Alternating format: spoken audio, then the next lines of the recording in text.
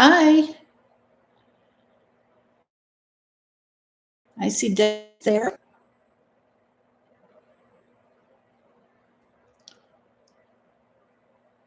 How about let's do a sound check? Can everyone hear me?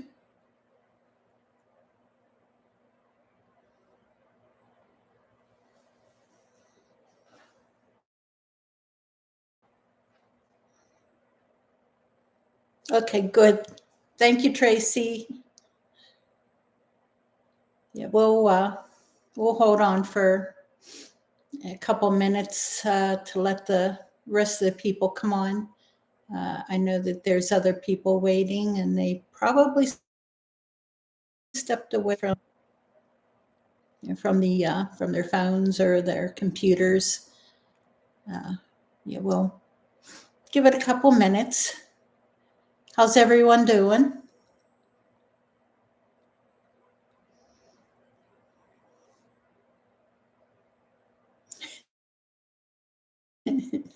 Yeah, I see you, Deb.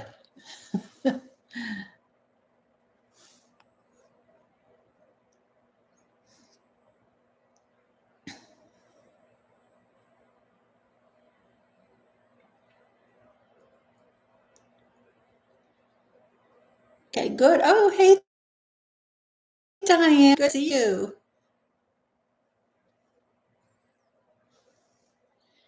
I know that Patty Fry is, she's been posting that she's going to be getting on here. So um, we'll wait on her.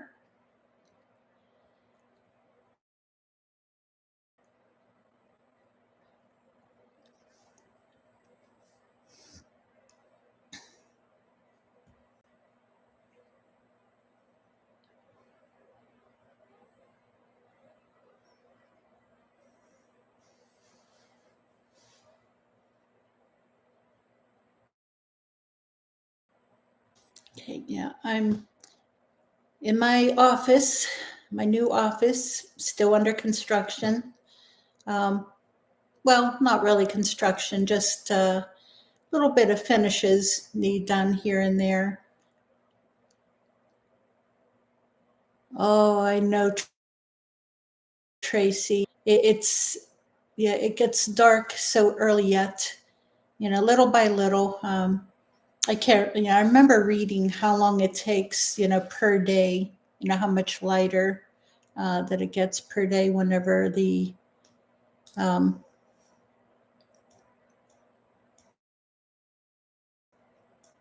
after the winter solstice. But no, it'll get it'll get light. Where Hey Bob, it's so cold there. Yeah, right. If your wife is sitting near you, I'm going to tell her right now, smack Bob. Give Bob a smack. He deserves it. He's in Florida, so it's not cold there.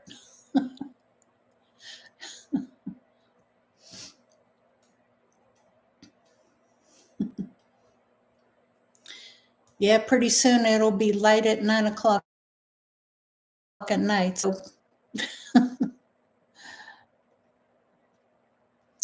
oh my goodness, 70 today. Oh wow. 70, that's just about perfect temperature. It really is.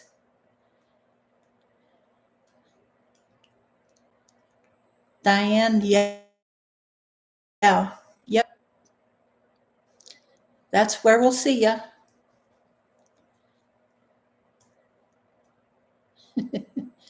And hopefully Bob will be able to make it.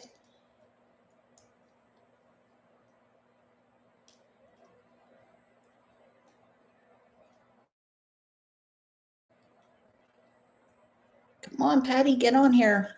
Oh, well, I'd say, let me see, what time is it? Oh, we're 5 minutes in. What do you say? Ready to start?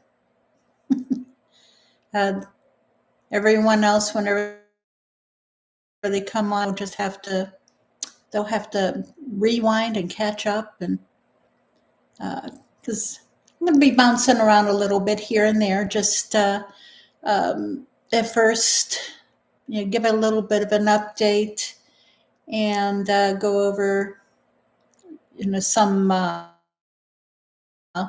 little things I found here and there.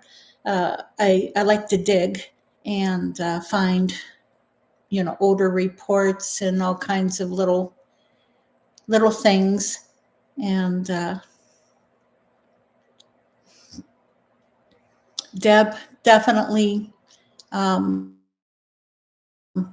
yeah, because was it last year that I was there? No, it must have. Oh heck, I can't remember. Man, I lose track of time. But yeah, there were a bunch of us in that area. Anyway, yeah, plenty of bait. And everyone else, we've got camping trips planned coming up for the summer. And I really should write this down. And I don't have, I bought a brand new day planner so I can write all this stuff down so I won't have to disturb my phone, because during the podcast I have to refer to my phone for different things. And but yes, thank you, Deb. Yeah, there are camping trips coming up. There's one in May, and offhand, unfortunately, I can't remember the dates. If anyone else that knows the dates for the camping trips and the locations starting in May or June,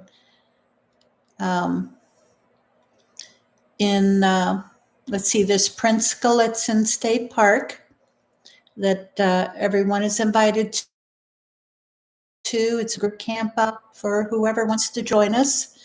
And if anyone knows the dates, please go ahead, jump in and put the dates in for the campouts. Tracy Ridge. Oh, hey, Tennessee Cherokee.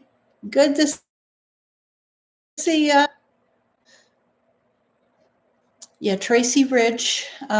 We were camping there this past summer, last year. Had a lot of great activity. Same at Prince Gallitzin State Park. We were there last summer. Fantastic time, all kinds of activity. Tracy Ridge, I was the first one there, and it's first come, first served with their campsites. We didn't have any real campsites picked out, so whenever I got there, I drove in and drove up and down and kind of scoped out the area and chose a couple of campsites that backed on an area that looked very good. And yeah, it was. It was surprisingly good. But yeah, if you go into the group, Pennsylvania Bigfoot Project on Facebook, just do a search or ask any of the admins or ask me on there and I'll bump it up. Oh, your first time in here, Tennessee. Oh, good to see you. Good to meet you. I'm glad to see new faces. Teeny tiny little face I see on your profile, but but Tennessee, have you ever gone to Land Between the Lakes? If not, I highly advise going, but go with someone else who knows the area. Friends of ours are hosting a camp out there at Land Between the Lakes in April, beginning of April. If you go onto the Woodwalkers Facebook group, that's WALK. No, I'm sorry, boy, Wood, WOOD, WALKERZ is in zebra. And they are the ones hosting the camp out in April. So if you go and join their group and join us there, you'll be meeting a whole bunch of great Bigfooters, all new friends. Because that's what we are. We once we go camping together in a group, we're all friends, and it's primitive camping, and we all have a great time. But okay, let's get into our agenda. Now I assume that most everyone here belongs to our Facebook group, Pennsylvania Bigfoot Project. If not, this may go over your head, but then you're welcome to join us. We have members from all over the world. We have over 19,300 members, and great group of people. My admins on the group are fantastic. I cannot praise them high enough. All great people, and they keep the group clean, and we have zero tolerance for any trolls, any ridicule, anything like that. The first sign of ridicule or bullying, we boot the trolls out. Zero tolerance. I'm not going to put up with that. Never will. And the other part of our group, over the years, I had done investigations. I would get reports through the group throughout the state and even over into Ohio also, and up into New York. But one person, myself, it was kind of hard. I was getting, "Oh, Tara, great to see you." Tara, Diane, fantastic researchers. Fantastic. I am so proud of them. And Bob also, yes. Let me introduce them. Bob Walls is our Pennsylvania Bigfoot Project regional, he's our state director. We have regional chapters because I was getting stretched pretty thin on investigations and research. And so I recruited people all over the state to help me research and do investigations because people throughout their state were contacting me, and unfortunately I wasn't able to help people over, on the other side of the state. I live in Western Pennsylvania, maybe 20 miles as the crow flies from the Ohio state line. And, people all the way over on the other side of the state, would tell me about, they're having activity. Can I help them? And it's hard. And so we opened up the chapters. And, as time went by, we kind of reorganized and moved things around a little bit. And now we have regional chapters. Have gone through a couple little bumps and confusion and so on. And I asked everyone, both Bob and I, we asked everyone, please be patient with us. This is a process. It's a complicated process, but it is so worth it. So worth it. And Tara Seymour. You see her in the chat here. She is our North Central Regional Chapter lead. Fantastic researcher.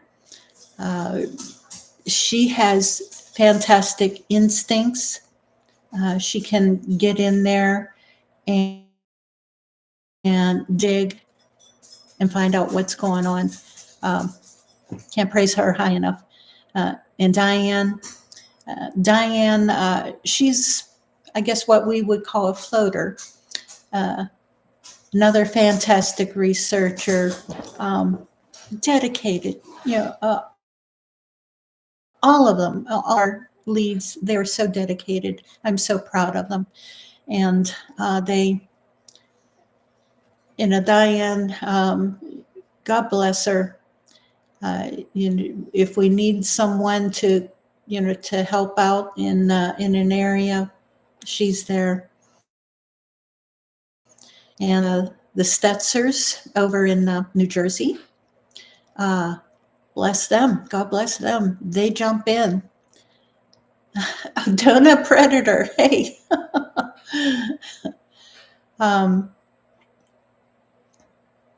They come in. Oh, they jump in wherever they're needed. I wish I could really, just clone them. And I wish I could clone all of my leads. Glenn Barassa, I think one of the people in the chat, maybe Glenn, I'm not sure. But Glenn, he is our Eastern Pennsylvania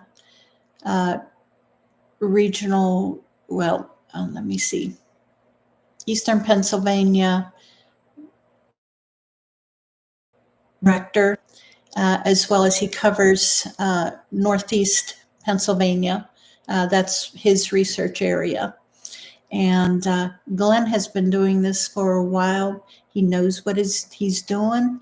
And I've been out researching with him in his area. He showed me a few sites out there that they work on and they research at. And I cannot imagine going into those areas. God bless you, Glenn. Fantastic. Again, dedication. These guys are really dedicated.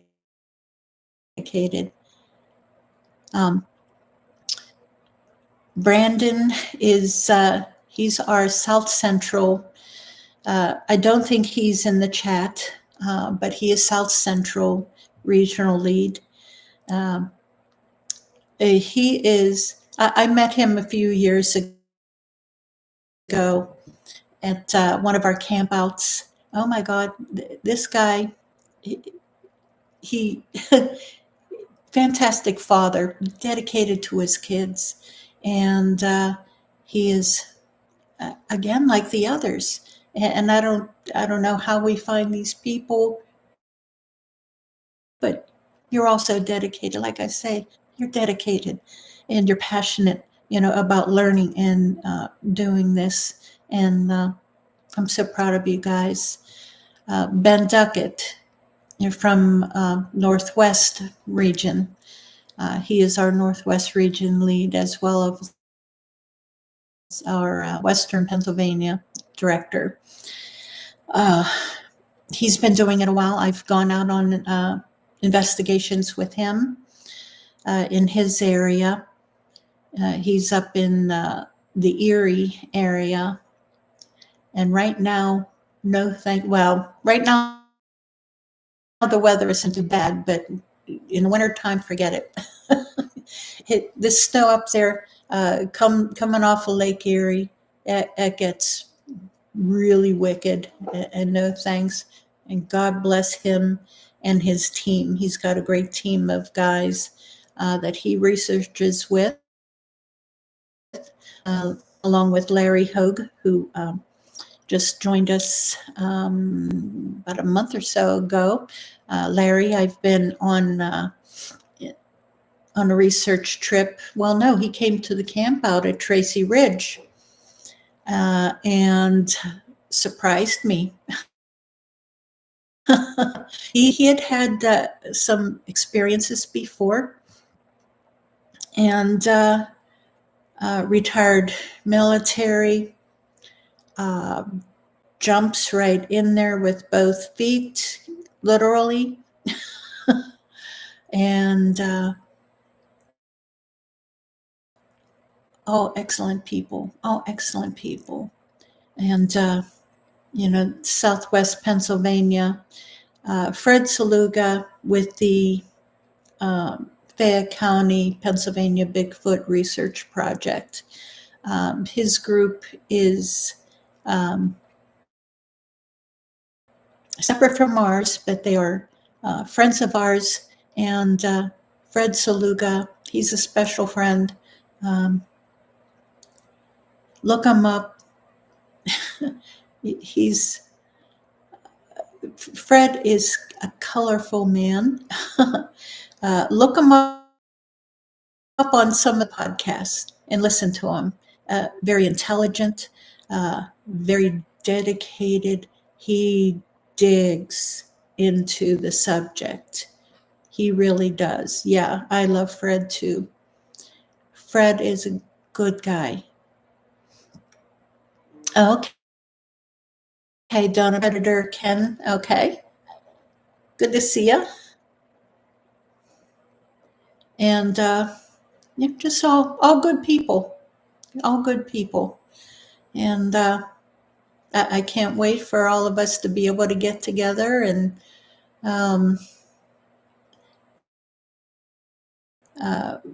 because I love to teach, and anything that these guys want to know, I'll help them, and they can teach me what I don't know. This is a learning experience all the way around for all of us.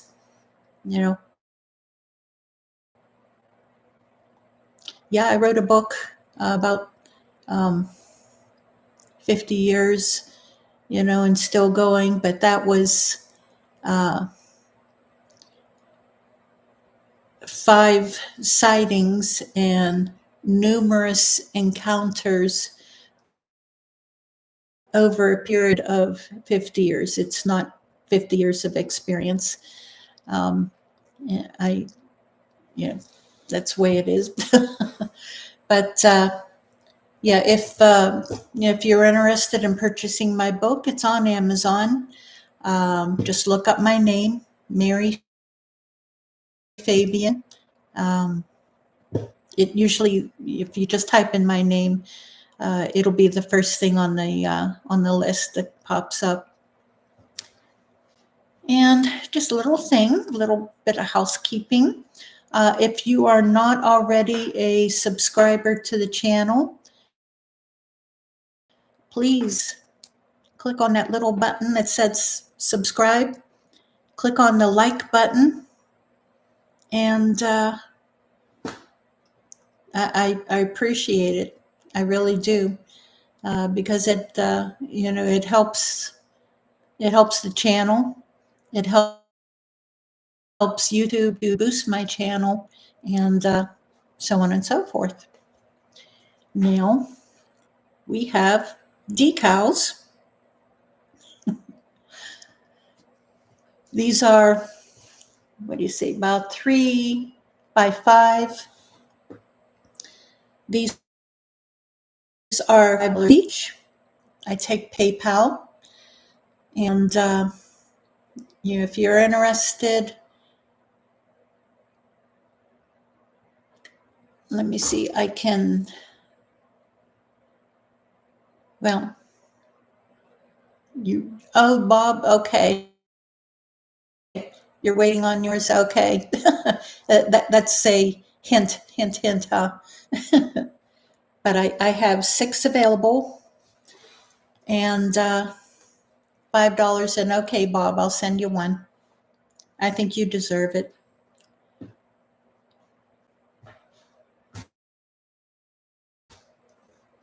Yeah, someone, type in the comments my Pennsylvania Bigfoot Project at gmail.com, and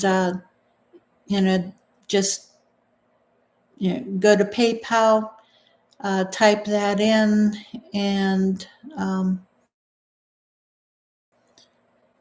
either just send that to that email address. Yeah, Bob. All right, let's see. I think I got the housekeeping done. Let's go on to the agenda. And I've got show notes here that I take about a few hours before the show to really get organized. The previous week, it goes through my head, okay, what can I do on the show? And I do apologize for last week. We didn't have a podcast last week, and I do sincerely apologize. I had a lot of personal things going on, and it was just impossible for me to get around to do that. It was just, no, wasn't going to happen. Okay. All right. We were talking about, historical Bigfoot reports. Our researchers, we keep telling them, dig into the old reports and find the old reports. Go on to the it's the PA Bigfoot Encounters map. If you just type that into Google search, it'll bring it up. It's a map of, I don't know, it's right around 700 Bigfoot reports, including Class A sightings, vocals, or prints found all throughout the state of Pennsylvania. It's a map with pins. The different color pins represent the decades that those were found. And a lot of people discount the older sightings, the older reports, and you can't. Patty, you're finally in here. Good to see you. I knew you were out there somewhere.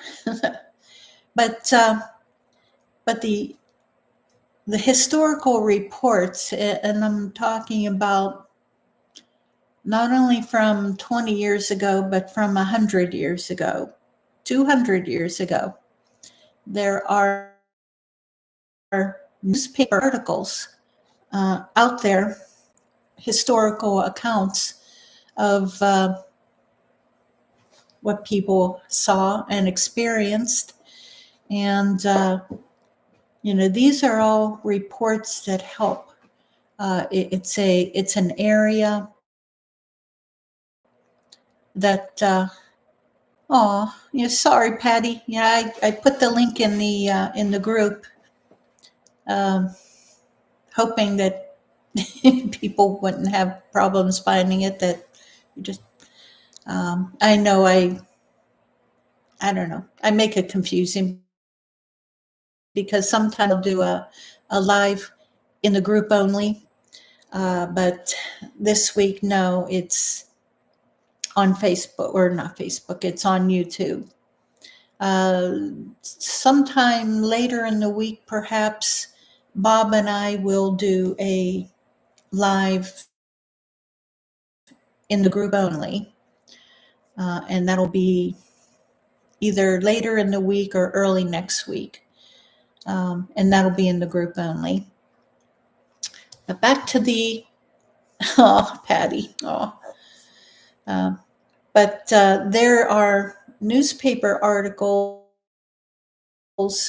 and fortunately there are other people who see the value in these, and they've compiled them. I found a few websites. In the group also, I've compiled a collection of them. Friends sent them to me and shared them with me, and I found a few others, and I've compiled them in an album in the group, in the photo album. So something else to dig in the photo albums. It's there's a heck of a lot in our group. If you check in the featured section, I've got a ton of information in there that a lot of my research, a lot of my articles that I've written are in there, are articles that friends have written. And they're all compiled and placed in the files section. The historical Bigfoot articles are in the photo album in the group. So let's see here. Okay.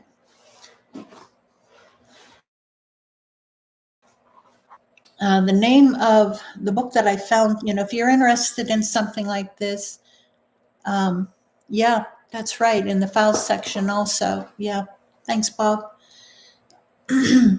Yeah, if you're interested in a book, I found one on Amazon.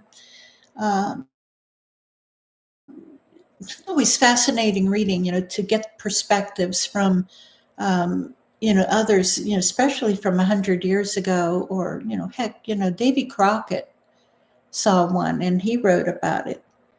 Daniel Boone, he saw one. He called it the Yahoo. But the name of the book is The Historical Bigfoot by Chad Arment, Arment. He wrote it in 2019, 1,100 pages, so it's not a short little book. And it's a little pricey, but heck, for the work that he apparently did, and believe me, I've done it. It is a lot of work. You go to libraries and you dig through the old time microfiche. If anyone remembers those, I've done it. It's a lot of work. It's very tedious, and you scroll through. You just keep scrolling through. Just trying to find keywords to catch your eye, and you just keep scrolling through until you find something and print it out. But apparently this gentleman did that in his book. Let me see here. If I can bring up a description. Okay, description from what of the book itself. Long before Bigfoot was fixed as a cultural icon in American folklore, people encountered hairy wild men and gorilla-like beasts in the woods, the mountains, and the creek bottoms. Strange cries and enormous footprints were met with hunts and posses to no avail. Not until 1958 did the popular understanding of Bigfoot arise to suggest a possible answer to the puzzle.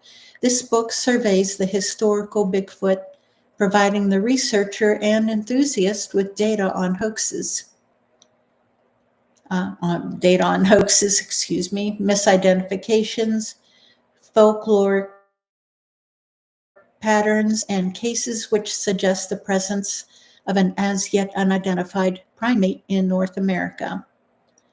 And that's a description of the book.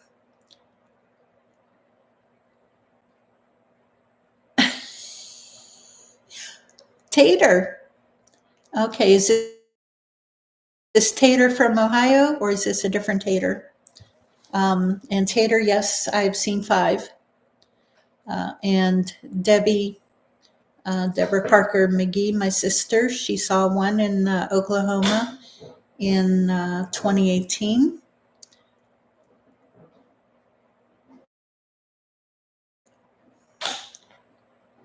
Whoops, sorry about that. Oh, the name of the book again? That is The Historical Bigfoot by Chad Arment, Arment.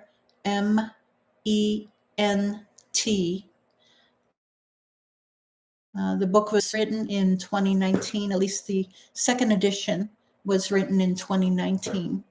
And it looks like it would be well worth it to get. It might be a little pricey. From what I recall, oh, okay, Tater, you're in the area there. I've got friends, other researchers in Georgia, who are friends, and fantastic area. I've got quite a few areas on my bucket list, and that's on it. Only not in the summertime. I'm not into heat, humidity, bugs, gators, etc., snakes. Bigfoot, yes. Bugs, gators, and snakes, no.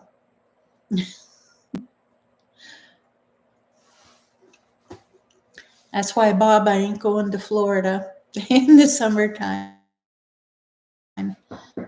Whenever we go to Florida, it's in the winter. Anyone else read any interesting books on Bigfoot? Lions, tigers, and bears, oh my. Yeah.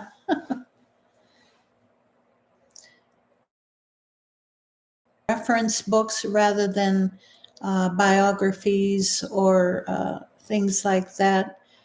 Yeah, I do enjoy the reference books more. Okay, you got a little hint of Sinead. She's my border collie. She's a chair hog. She's on my office chair right behind me. Yeah, the books that I have right now, I've got one by John Green, and offhand, can't remember the name of it. I woke up at 3:30 this morning, and by this time of the night, I am essentially brain dead. So, but yeah, Deb, the wild hogs in Oklahoma, yeah.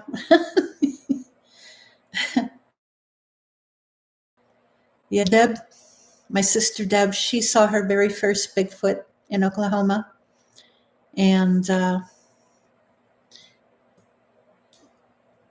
she and I appeared on Vic Cundiff's podcast. Deb was a little shy about sharing her sighting on a podcast. And so I talked her into it, but she wanted me to be on there with her. And so I was. And she shared her encounter on his podcast. I think it's Vic Cundiff's podcast. My Bigfoot sighting, I think, is his YouTube channel.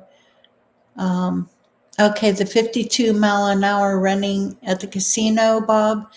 That was also in Oklahoma. That was the one that I saw. Yep, he was running. He was running across the parking lot at a casino, 12:30 at night. Okay. Was there a party the night of the Bigfoot sightings? I'm sure there was somewhere, but we weren't partying. We were researching. We are Bigfoot researchers. We whenever we go out, we're not partying. We're long past partying. No, we were on a research trip out in Oklahoma. And my sister Well, yeah, I would have to let her tell her own story. The one that I saw, we were on our way back from an evening in an area nicknamed Purgatory, and I know almost everyone has heard this, a couple dozen times. Um, but we had a very interesting time, at in that valley. It's a very, what can I call it? Butt puckering evening, where it was very frightening. There were three Bigfoot um, vocalizing. They were extremely angry, and they were coming in on us from three different directions. Uh, but they stopped about 50 yards out, and they were just milling around, moving around in the brush. We could see their eyes shine. We could see movement back in there, but that was about it with them. And finally, they gave up and they left because there were 14 of us. We had a pretty good crowd, and so safety in numbers.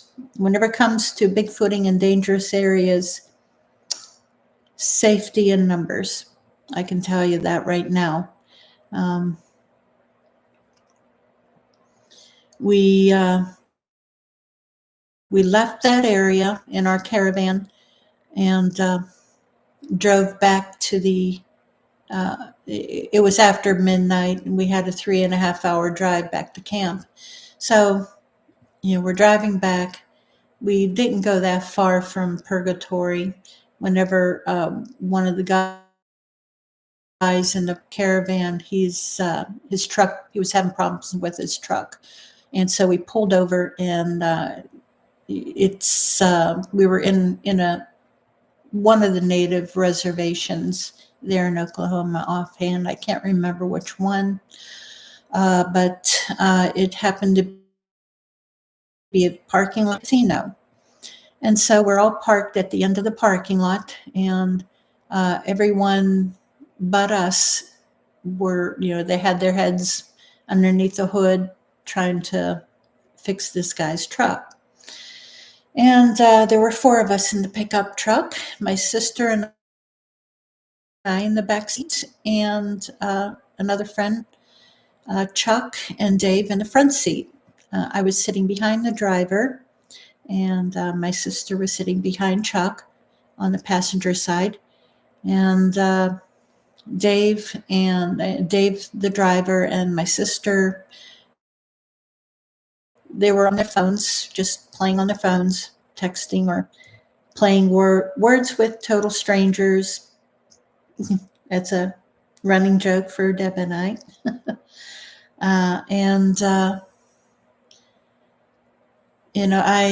Chuck and I, we were more experienced, and so we knew it doesn't matter where you're at, even in the parking lot of a casino at 12:30 at night, you stay alert.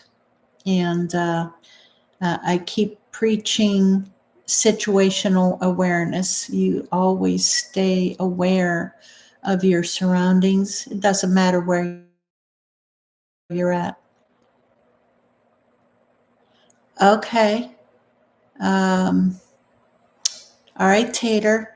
I believe you because I've heard similar.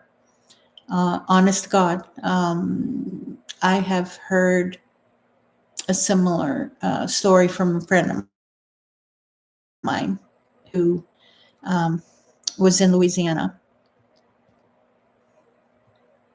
And that, I believe it. Honest to God, I believe it.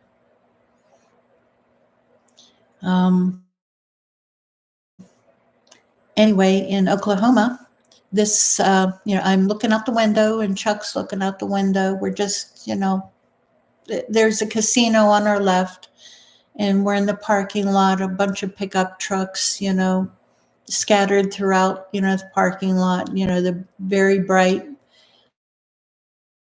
lights, on poles scattered throughout the parking lot. And all of a sudden, this figure, this Bigfoot, comes running out from between the casino and the building next door. And it just ran straight across the parking lot, through the pickup trucks, and across, yeah, Patty, it was probably, ran across the parking lot, brightly lit parking lot, through the pickup trucks and across the 4-lane highway and into the woods on the other side. It was, he was running full out. And, Chuck and I, we both exclaimed, we saw it and so on and so forth. But later on, whenever I got home, I was curious,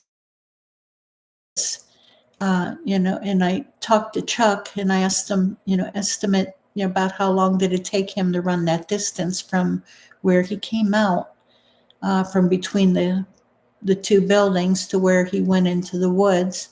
And Chuck said just about immediately, he said, 3 seconds. It was 1, 2, 3, and he's gone. And I agreed. I said, that's what, I was figuring, that's what I thought, 3 seconds. And so, I got onto Google Earth, and I was able to measure from point A to point B where he came out, and where he went in. And I was able to measure, take the distance of his run. And right now, offhand, I can't remember. I've got it written down in my report. But, you take time and distance, and you're able to figure out how fast he was running.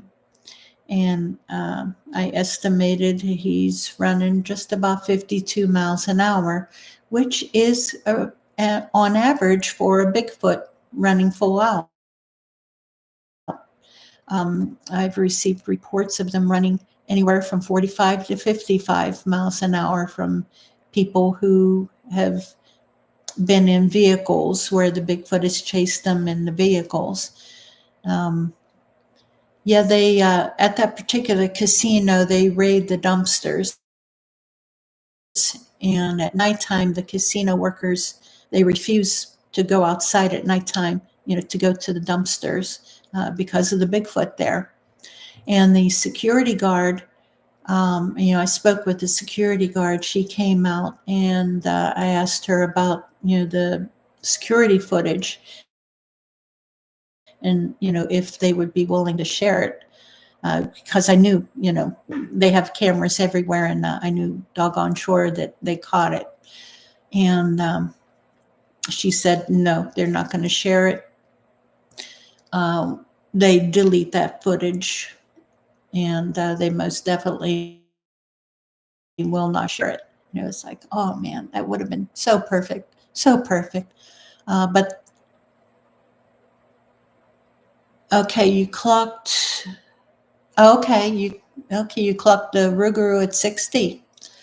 Ah, okay. Yeah, you're gonna have to tell us about that. Okay. Yeah, I want to hear about that. Yeah, it's those are something else. Literally. Yeah, whenever you get down to Louisiana and the Cajuns, you are, especially the swamp, the backwoods people. There are things out there, even up here in Pennsylvania. Okay, you're kidding about the 60. Okay. Yeah, no, I don't doubt, Rougarou is real. Like I said, a friend of mine told me about his experience Okay, footage of a Bigfoot raiding a grease pit in the back. Very possible. Um, Very possible. I know there's photos of footprints and handprints on the dumpster back there that were shared by the Bigfoot outlaws, about 10 years ago or so. Um, this is that same casino, and casinos are everywhere throughout the reservations in Oklahoma. And something gold. Can't remember offhand.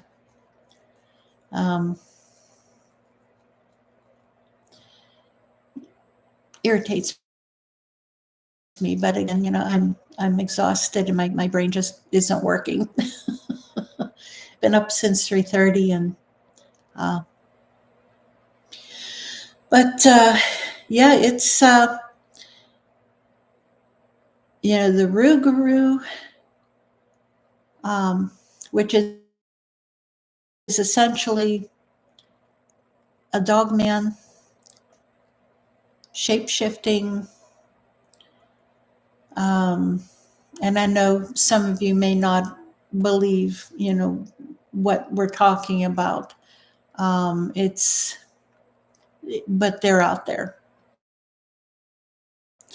Most definitely, they are out there. It's probably similar to what's going on out at Skinwalker Ranch. There are people who can shapeshift, and the old shaman. They'll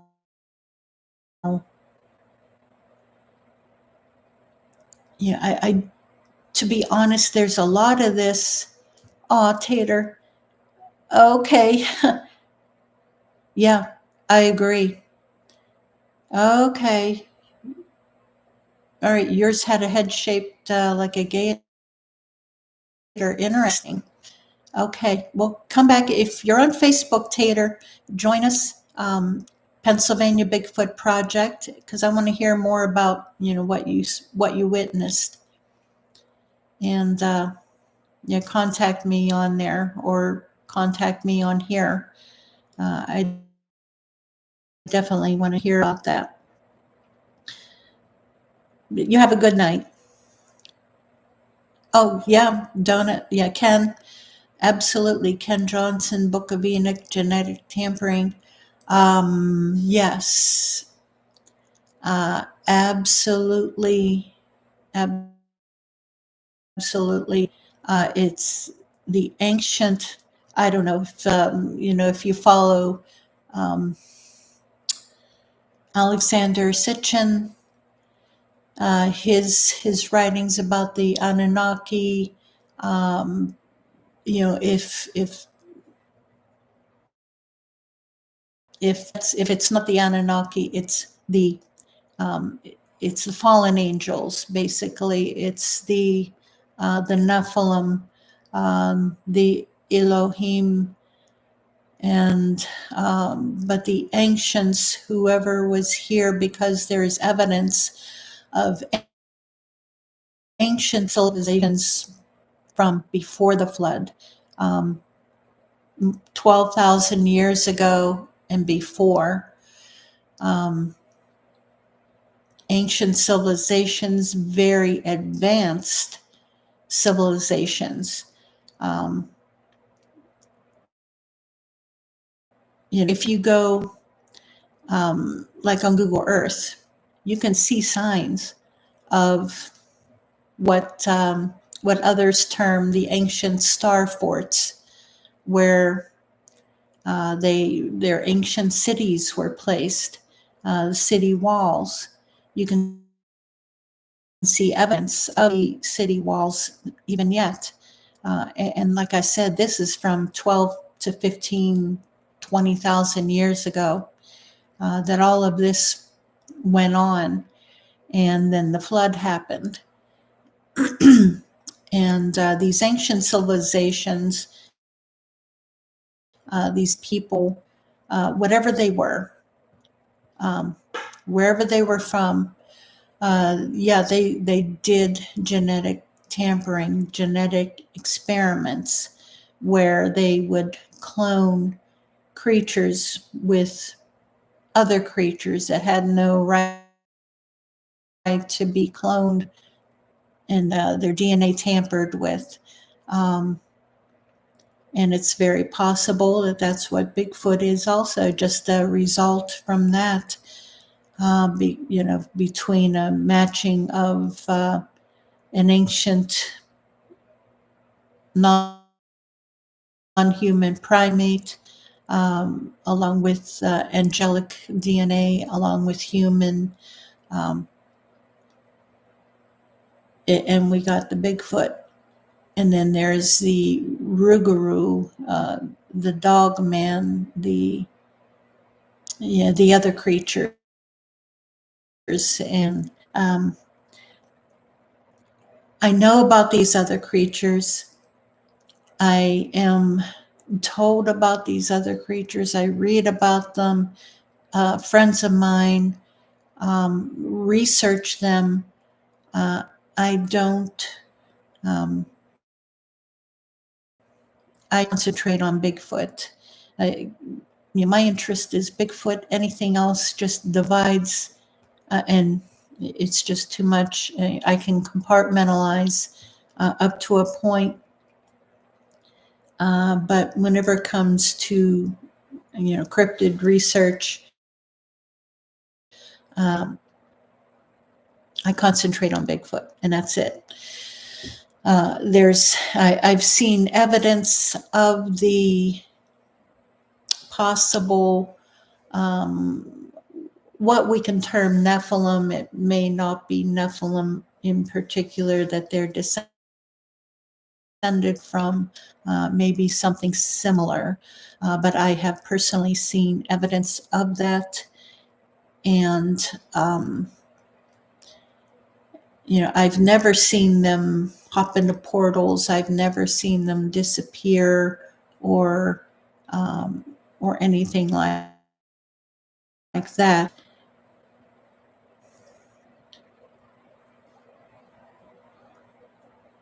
Okay, can be all of them come from that. Yeah.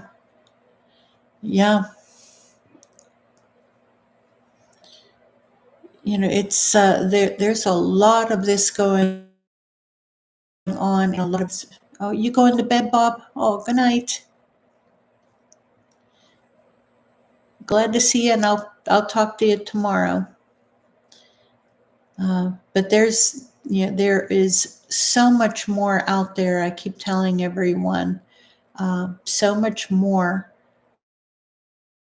that would literally frighten you to death. It would traumatize you to see, even to just hear about some of what is actually out there.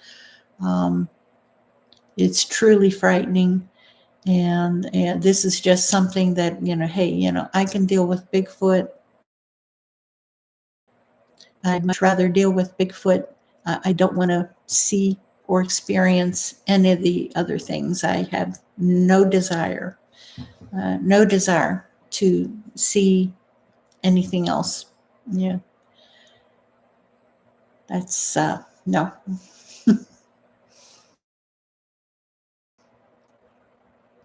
It's, there's, okay, I'm reading through the comments here, trying to catch up with you guys.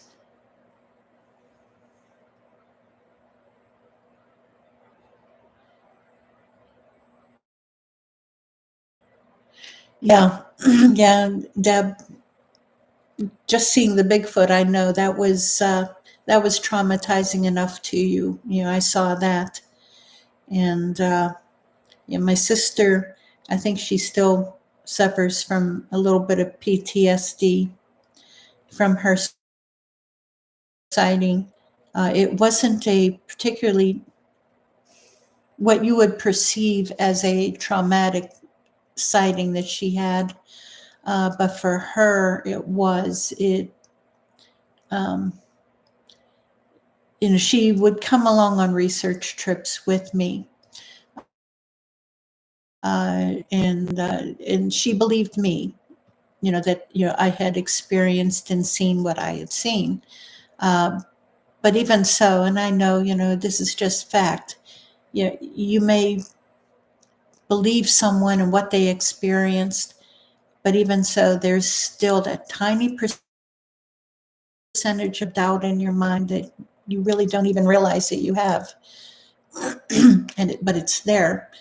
And until you experience it for yourself, until you see one for yourself, that's whenever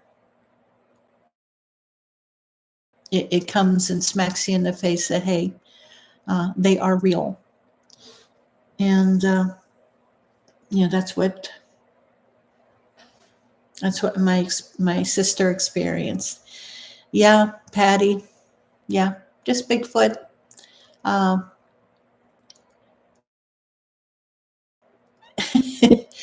yeah, there's things that dealing with Bigfoot is scary enough, and I do things myself that I highly advise others not do. Do what I say, not what I do, kind of things. But um, I had I've been around them for just so long that I can read them a little bit. At least I hope I can. If I can't, then I stay away. I respect, hey, I'll back off. But there's times whenever I do push and press the issue a little bit just to get their reaction, and because it's all a learning curve with them. They're individuals just like we are, and this is how we learn. This is data, and pushing those little parameters whenever they are doing something that you may perceive as being aggressive, like growling at you or throwing rocks at you or whatever. Usually, always, I advise others, whenever you get those warning signs of a Bigfoot that telling you to go away, to respect it and go away, turn around and just slowly walk away. Don't run. If you run, you become prey. You walk. Thank you so much for the likes, guys. I appreciate that. Fantastic. And I want to remind you, if you're not already subscribed to my channel, please click on that little button that says subscribe, and please subscribe. I appreciate it so much. The and I push because I learn. But I am extremely protective, if there's anyone else with me, because I don't want them hurt. Hey, if I get hurt, if I get ripped apart by one, well, that's God's will. That's how I'll go. I'll become one of the missing 411s. But I'm learning. And what I learn, I share. I share just about everything. I won't share exact locations, because of course that'll get not only you hurt, that'll get the Bigfoot hurt also. And I'm protective of them. I respect them. I teach respect. I teach respect for my members of my group, respect for my team members, and respect for the Bigfoot, and respect for their territory. Whenever they tell you to go away, you go away. do as I say, not what I do. If you don't have the experience, walk away. Yeah, Deb. Uh, yeah, me too. I'm glad you were in Chuck's truck for your sighting. If you would have been outside of the truck, I can't imagine what it would, how you would have been, because you were um, basically incoherent, even in the safety of Chuck's truck. And the Bigfoot that my sister saw, it wasn't doing anything threatening. It was sitting up in a tree, and we were driving down a dirt lane on our way out of this area, and she saw it sitting up in a tree, and that shook her to the core. And yeah, you would have collapsed. Absolutely. I know you would have. You would have just become a big ball of goo on the ground. Goo and poo. But yeah, what we do, it's, yeah, it's fun. I enjoy what I do. I enjoy helping others learn. And yeah, this is, just something that heck keeps me off the streets. Uh, but does anyone have any questions?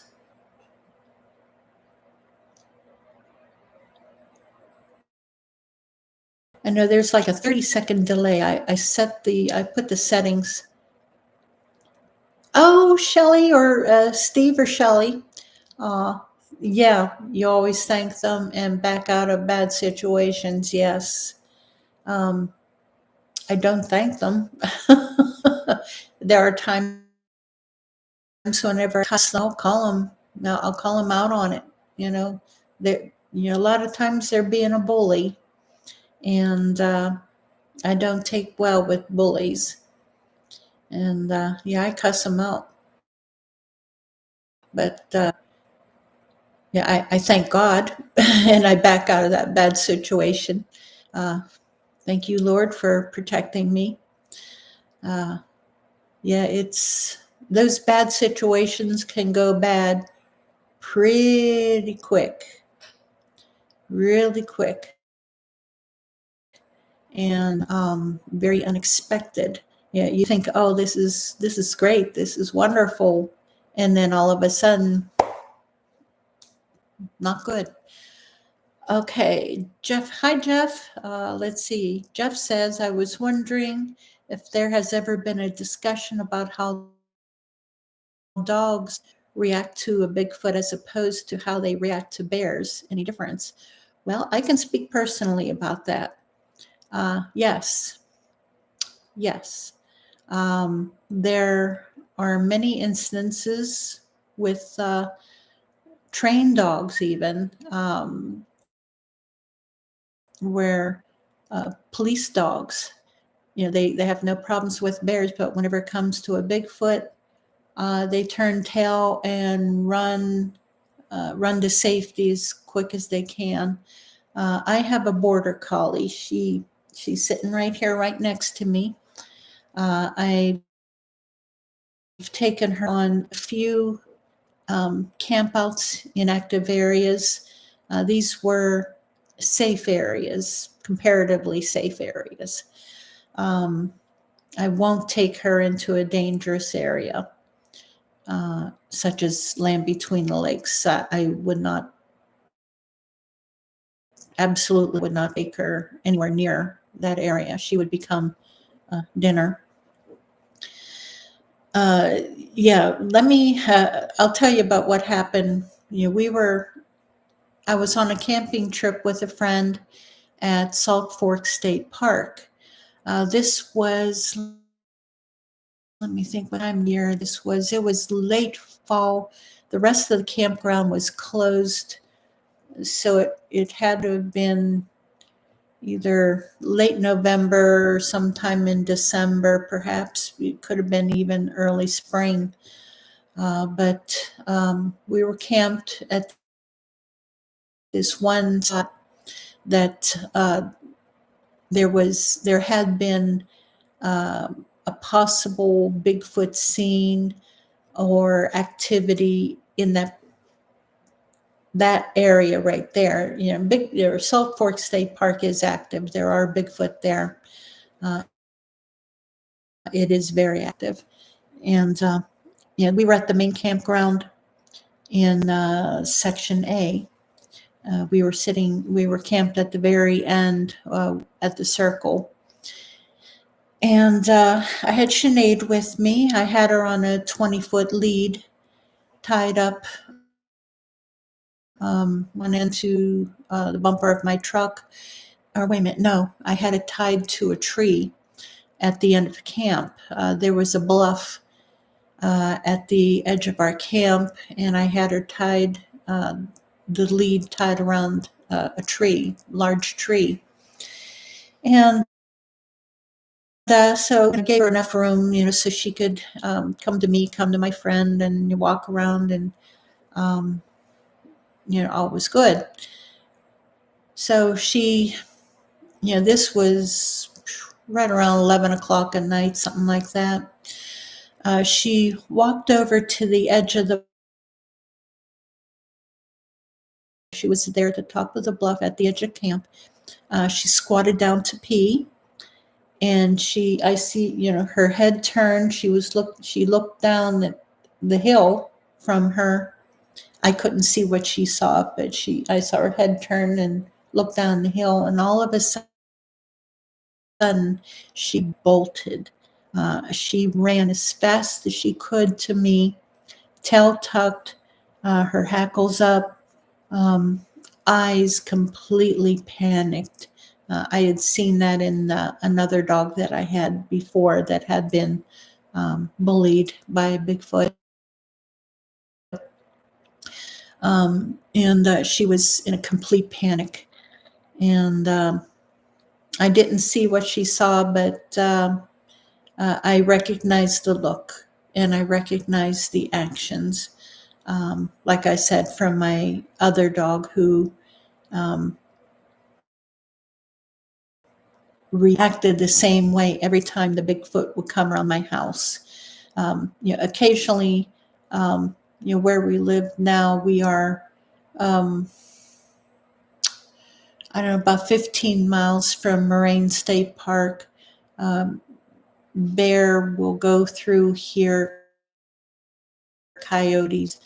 A mountain lion came through just a couple weeks ago, and she reacts normal.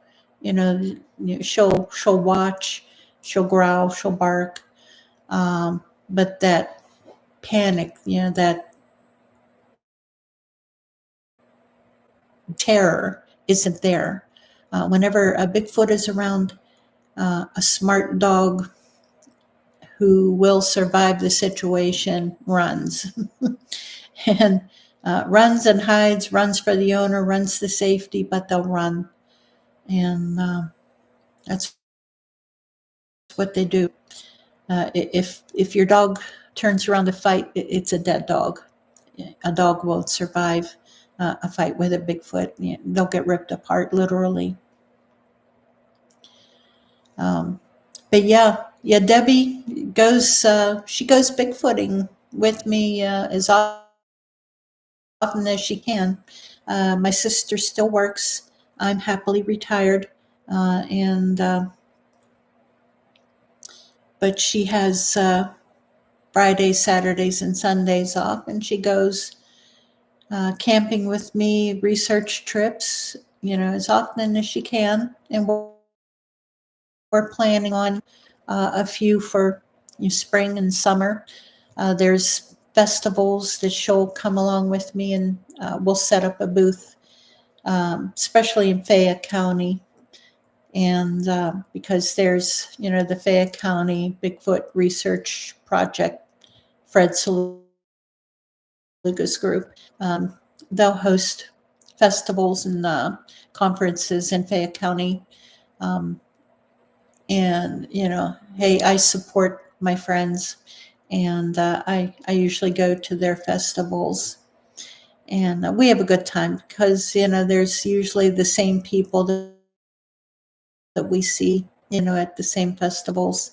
And we're all friends, and we share, talk about what we've experienced and found recently, and, share our war stories.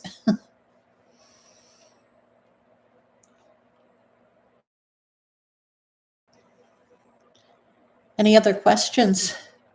It's getting 8:45, and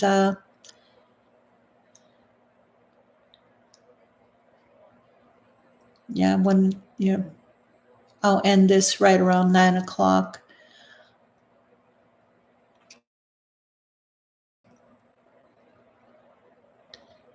Yeah, any other questions? I know there were a few other things I wanted to talk about, but there's reports, some historical reports, excuse me, from Pennsylvania.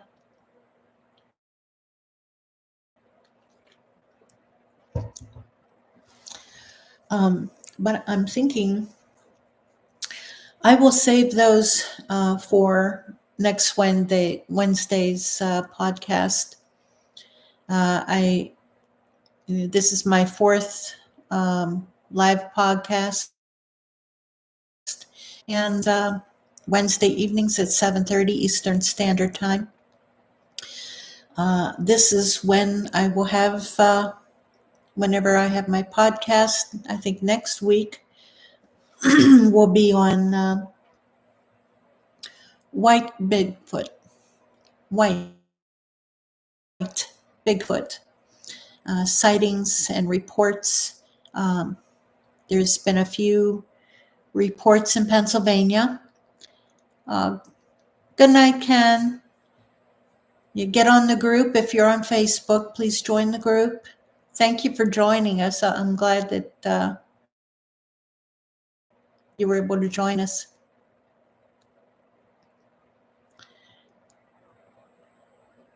But yeah, next week it'll be, I'm thinking we're going to be talking about white Bigfoot in Pennsylvania, all the reports. Okay, Shelley, is that Shelley or is that Stephen from Habit? Yeah, Patty, the white Bigfoot can't wait. Yep, I'll, if I do that next week, that'll give me a little bit more time to do some more digging.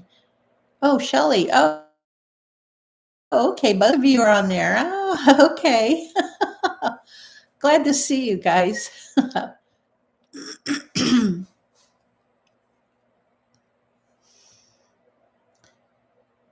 Yeah, because I've received a few reports from other areas of the state, along with the, we can talk about the Carbondale white Bigfoot, and there's also another white Bigfoot report that I found in another part of the state, and we can talk about that and whatever else you want to talk about. Throw out a question or comment or observation or whatever. I want to hear it. Want to hear your input, guys. But tell you what, it's 10 to 9. I'm tired. Oh, Deb, yeah, you have to get up early for work tomorrow. Yeah. Well, you have a good night, Deb. And I think I'm going to close this now. I appreciate everyone joining me. I really do. I do appreciate this. So next Wednesday, 7:30 Eastern Standard Time. Same bad time, same bad channel. We'll be here. Good night, Deb. Love you. And love y'all.